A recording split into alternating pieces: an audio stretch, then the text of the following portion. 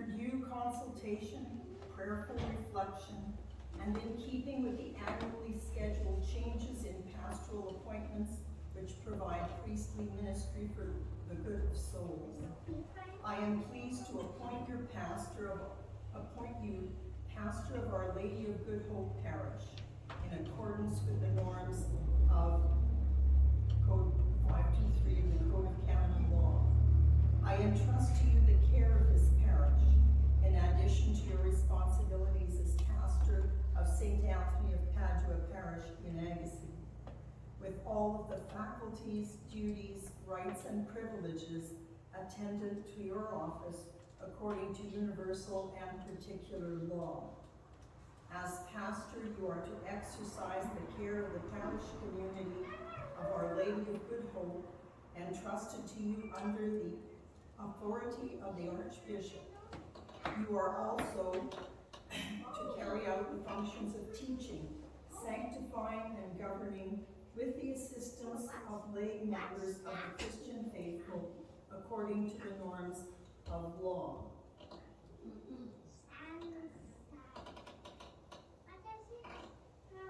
Thank you for your willingness to undertake this pastoral assignment and for your commitment to your priestly ministry at the service of the people of God. With cordial greetings and the assurance of my prayers for a fruitful pastoral ministry, I remain fraternally yours in Christ, J. Michael Miller, Archbishop of Vancouver.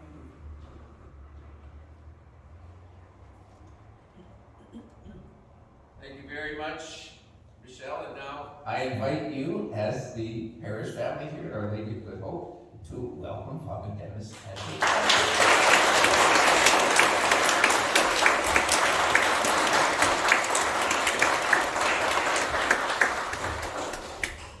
My brother, our Lord Jesus Christ shared with his apostles and with us his call to priestly service in his church in the presence of this holy people of God.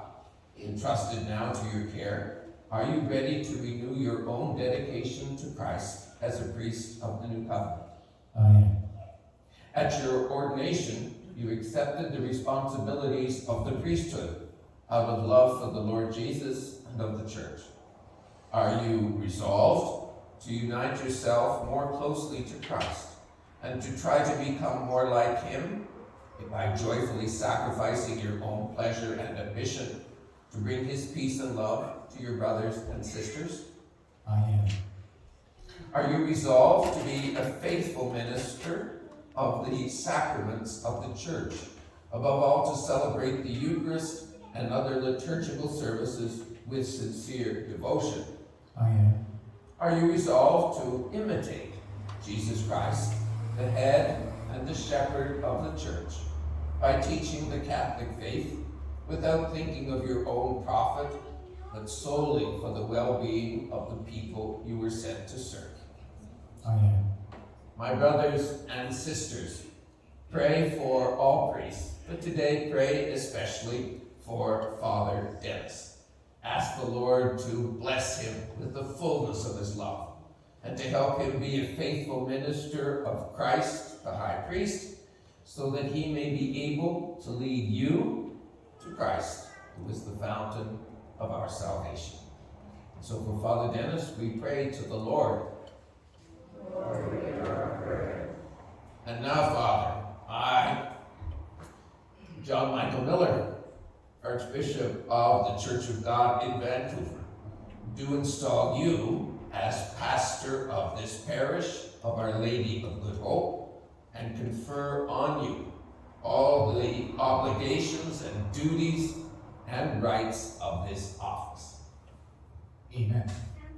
Father, as pastor now of this community, wow, you're called both to love and as your pastor, as your shepherd. Indeed, one prays as your good shepherd, the good shepherd of your souls, of course, and he's doing this in addition to his responsibility as pastor of St. Anthony of Padua in Agassiz.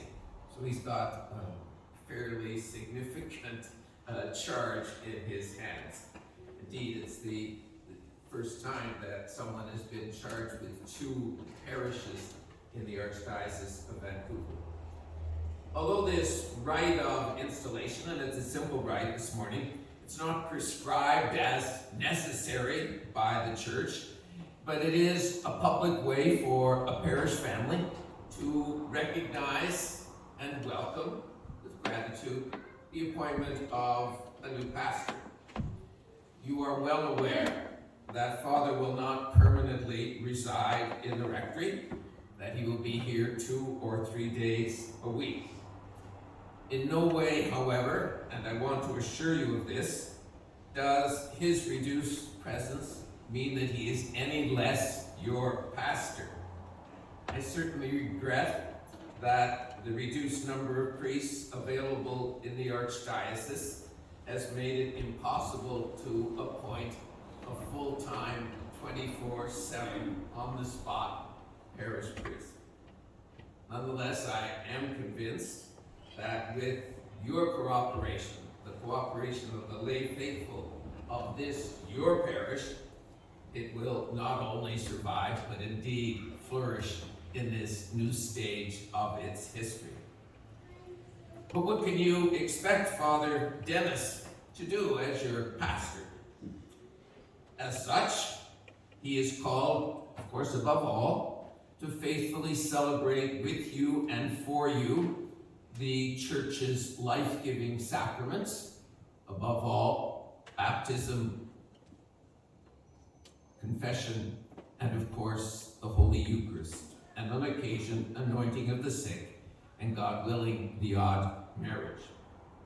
He is to proclaim also to you forcefully, and indeed persuasively, and of course, in fidelity to the Church's teaching, the challenge of God's Word, that Word which is often a riveting two-edged sword. And he's also to maintain and to foster in your parish community a sense of unity of purpose, that unity which belongs to the body of Christ, where each member has his or her particular role, specific gifts and charisms to bring to the wider body to make the Church grow and flourish. And his role is kind of to encourage you to continue to do that, to serve one another, but also, of course, to serve the wider community of which your parish is a part here in the life of hope. And Father Dennis will do this, and I know he will, by offering his priestly ministry. And he will be able to accomplish his responsibility, and I know he will, with the support of your prayers, with the support of your spirit of collaboration, more needed now, I think, than ever. Since the Second Vatican Council, now over 50 years ago, the Church has been emphasizing the irreplaceable, absolutely necessary role of the lay faithful in the life of the Church. And here now in your parish in Hope, there is ample opportunity for this to be carried out even more than previously, to be carried out in practice. Let me also take this opportunity to extend my gratitude to Father Dennis's predecessor, Father Gord Cook.